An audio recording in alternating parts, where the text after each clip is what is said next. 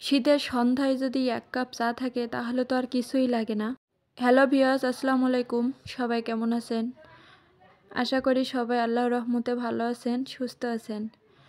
তো সন্ধ্যাবেলা ১ কাপ চা হলে তো অনেক ভালোই লাগে শীতের সন্ধ্যায়। একদম গাটা পুরাপুরি গরম হয়ে যায়। আর চায়ের সাথে যদি পছন্দের কোনো কিছু থাকে তাহলে তো আর কথাই নেই। ৫ মিনিটের ভিতরে আমি বেগুনিগুলো ভেজে নিয়েছিলাম।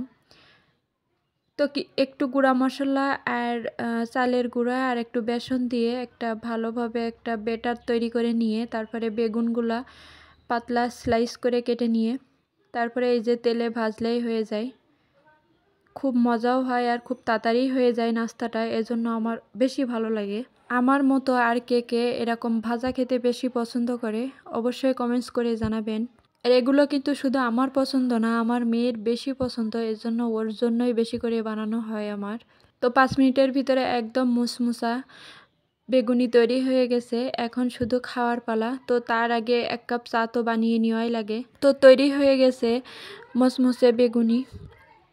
তো এখন ১ কাপ চা বানিয়ে নিব। আজ অবশ্য চা খাইনি, একটু কফি খেয়েছিলাম। তো দেখলে বোঝা যাচ্ছে কতটা সুন্দর হয়েছে। তো কফিটাও বানানো হয়ে গেছে, সেটা অফ ক্যামেরায় করে নিয়েছি আমি। শীতের সময় খেতে ইচ্ছা করে ভালো কিছু, কিন্তু বানাতেই তো ইচ্ছা করে না।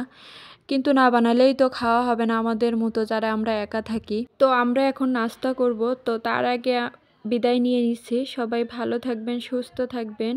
নতুন একটি ভিডিও দেখার আমন্ত্রণ জানিয়ে শেষ করছি। আল্লাহ হাফেজ সবাইকে।